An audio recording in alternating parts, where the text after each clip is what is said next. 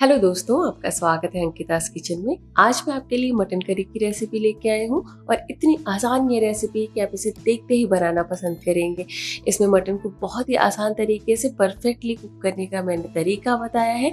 तो चलिए इस मज़ेदार सी मुँह में पानी लाने वाली मटन करी की रेसिपी को शुरू करते हैं। और साथ ही साथ वीडियो पसंद आता है तो इसे ढेर सारा लाइक और मेरे चैनल को सब्सक्राइब करना बिल्कुल ना भूलें। मटन करी बनाने के लिए मैंने यहाँ पे 500 ग्राम मटन लिया है और इसे अच्छे तरीके से धो लिया है। और साथ ही मैंने पीसेस में यहाँ पे नली और ढेर सारी हड्डी वाले पीसेस का इस्तेमाल किया है। साथ में आप अपने मीट में ये थोड़ी चर्बी वाले पीसेस ज़रूर रखें, जिससे कि जो ग्रेवी बनेगी वो काफ़ी टेस्टी बनेगी, थोड़ी सी क्रीमी बनती है। तो यहाँ पे इसे हमने अच्छे से धो लिया है। अब देख लेते हैं और क्या क्या चीज़ें हमें चाहिए।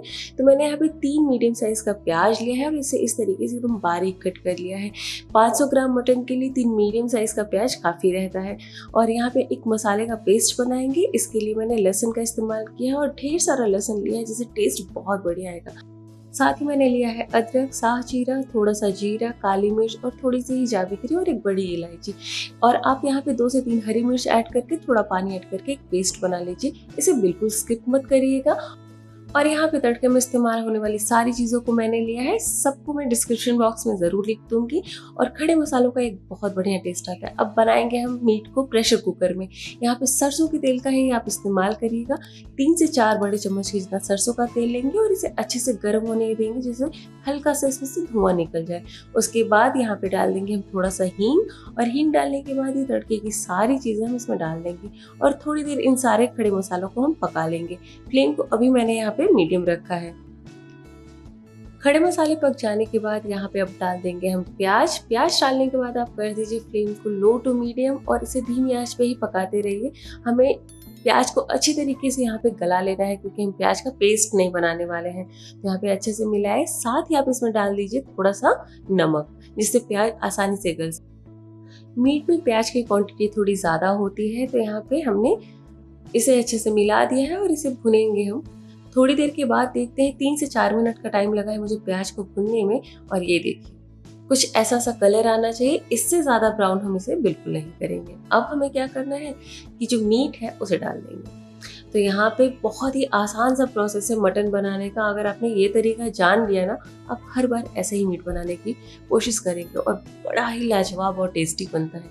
तो मीट डालने के बाद अब डाल देंगे हम हल्दी पाउडर आधी छोटी चम्मच, लाल मिर्च का पाउडर 1 चम्मच और साथ ही थोड़ा सा काश्मीरी लाल मिर्च का पाउडर, जिससे कलर बढ़िया आएगा। और ये मसालों का पेस्ट बना के रखा था उसे डालिए। थोड़ा कंगाल की पानी डालिए।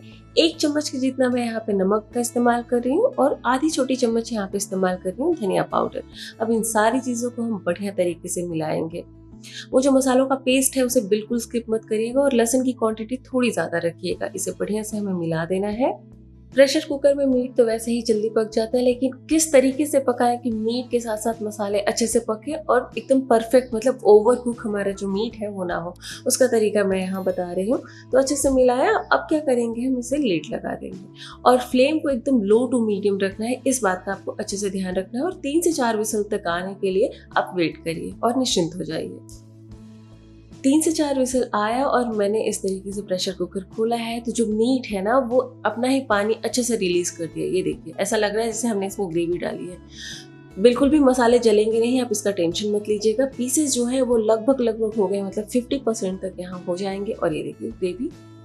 अगर आप इसमें पानी नहीं डालना चाहते हैं तो इसी पानी में आप इसे पकाइए और एकदम ड्राई सा मीट आपका तैयार हो जाएगा। अब यहाँ पे मैं आधी चम्मच के जितना मीट मसाला डाल रही हूँ।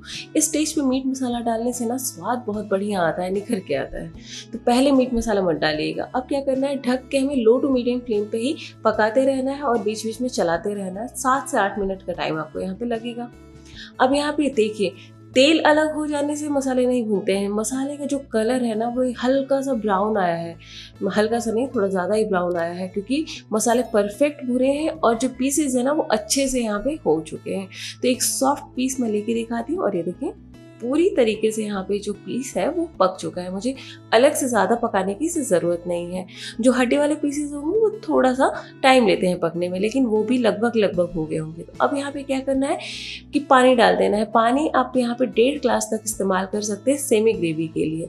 और यहाँ सिर्फ मैंने आधा ग्लास पानी डाला है, क्योंकि मैं बहुत ही थिक बना रही हूँ। और इसे हम अच्छे से मिलाएंगे। और ये देखिए ग्रेवी जब ये पकेगी तो थोड़ी सी और गाढ़ी हो जाएगी।